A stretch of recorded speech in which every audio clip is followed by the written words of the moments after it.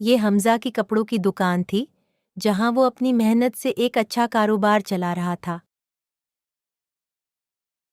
ایک دن عائشہ نام کی ایک لڑکی دکان پر کپڑے خریدنے آئی اور حمزہ سے پہلی بار اس کی بات ہوئی۔ بات صرف کپڑے خریدنے تک تھی، لیکن دونوں کے درمیان ایک عجیب سی مانوسیت محسوس ہونے لگی۔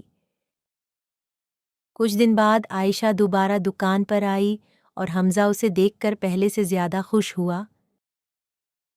اب ان کی باتیں صرف کپڑوں تک محدود نہیں رہیں اور عائشہ حمزہ کی ذاتی زندگی میں دلچسپی لینے لگی۔ عائشہ نے کہا، نئے کپڑے آئیں تو مجھے بتا دینا، اور اسی بہانے دونوں نے ایک دوسرے کا نمبر لے لیا۔ اسی رات حمزہ کے فون پر عائشہ کا پیغام آیا اور حمزہ کے چہرے پر بے اختیار مسکراہٹ آ گئی۔ مریم نے حمزہ کو رات گئے فون استعمال کرتے دیکھا تو اس کے دل میں پہلی بار شک پیدا ہوا۔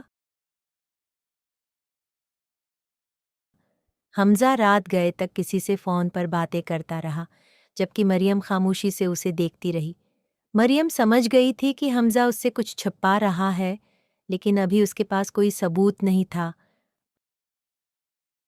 اگلی صبح بھی حمزہ نے فون چھپانے کی کوشش کی اور مریم کا شک پہلے سے زیادہ گہرا ہو گیا۔ جب مریم نے اسے اچانک دیکھ لیا تو حمزہ نے فوراً فون بند کر دیا۔ مریم نے پوچھا، صبح صبح کس کے پیغامات آ رہے ہیں؟ حمزہ نے جھوٹ بول دیا، کاروبار کا معاملہ ہے۔ ادھر عائشہ پھر حمزہ کی دکان پر پہنچی اور اب دونوں کے درمیان پہلے جیسی جھجک باقی نہیں رہی تھی۔ دکان بند کرنے کے بعد حمزہ گھر جانے کے بجائے عائشہ کے ساتھ ریسٹورنٹ چلا گیا۔ دونوں ایک ہی میز پر بیٹھے ہنس رہے تھے اور حمزہ بھول چکا تھا کہ گھر میں کوئی اس کا انتظار کر رہا ہے۔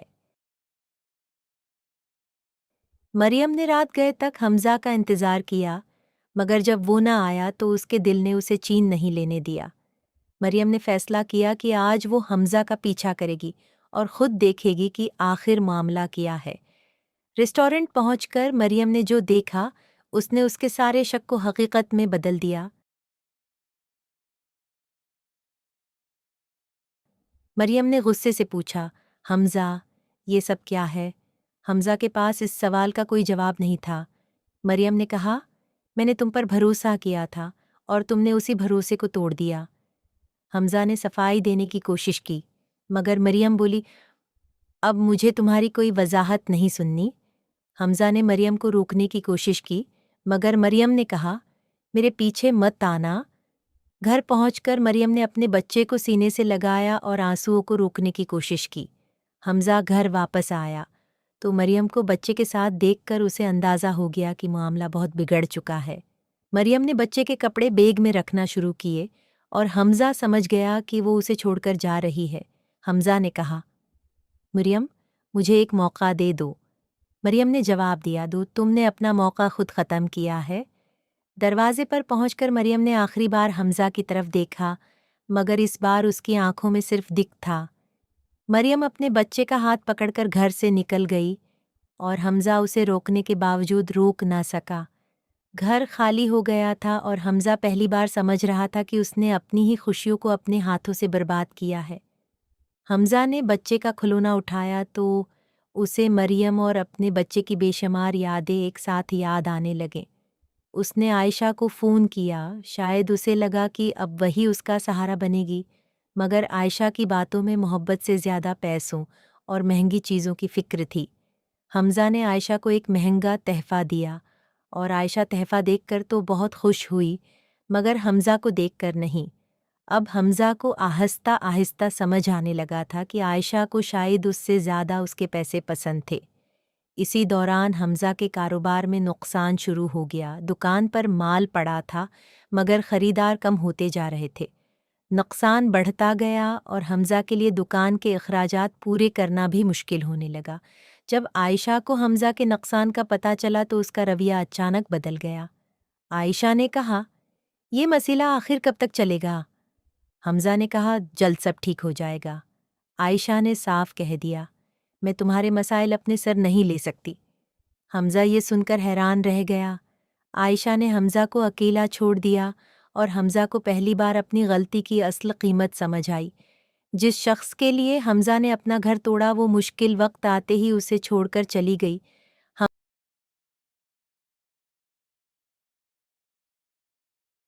حمزہ نے اپنی فیملی کی تصویر اٹھائی اور اسے دیکھ کر اسے مریم کی سچی محبت یاد آ گئی۔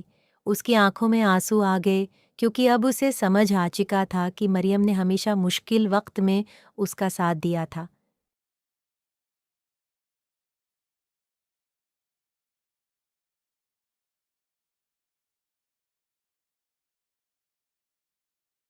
حمزہ نے مریم کو فون کیا مگر اس بار اسے فون ملانے سے بھی ڈر لگ رہا تھا۔ مریم نے فون نہیں اٹھایا اور حمزہ سمجھ گیا کہ اس کے زخم ابھی بہت گہرے ہیں۔ حمزہ نے فیصلہ کیا، اب میں فون پر نہیں مریم کے سامنے جا کر معافی مانگوں گا۔ حمزہ مریم کے پاس پہنچا، دروازہ کھلا تو دونوں ایک دوسرے کے سامنے خاموش کھڑے تھے۔ حمزہ نے کہا، مریم، میں نے تمہارے ساتھ بہت غلط کیا، مجھے معاف کر دو۔ مریم نے کہا، صرف معافی مانگنے سے وہ سب کچھ واپس نہیں آئے گا جو تم نے مجھ سے چھین لیا۔ حمزہ نے جواب دیا، میں تم سے فوراً بھروسہ مانگنے نہیں آیا، صرف ایک موقع مانگنے آیا ہوں۔ اسی دوران بچے نے حمزہ کو دیکھا اور دونوں کے درمیان کئی لمحوں کی خاموشی چھا گئی۔ حمزہ بچے کے سامنے گھٹنوں کے بل بیٹھ گیا مگر اسے گلے لگانے کی بھی ہمت نہ کر سکا۔ پھر بچے نے خود آگے بڑھ کر حمزہ کو گلے لگا لیا اور حمزہ کی آنکھوں سے آنسو نکل آئے۔ مریم نے پوچھا، کیا تم واقعی سمجھتے ہو کہ تم نے کیا کھو دیا؟ حمزہ نے کہا، ہاں، اب میں جان گیا ہوں کہ خاندان سے بڑھ کر کچھ نہیں اور میں دوبارہ یہ غلطی نہیں کروں گا۔ مریم نے کہا، میں تمہیں ایک موقع دوں گی لیکن اب تمہیں میرا بھروسہ دوبارہ جیتنا ہوگا۔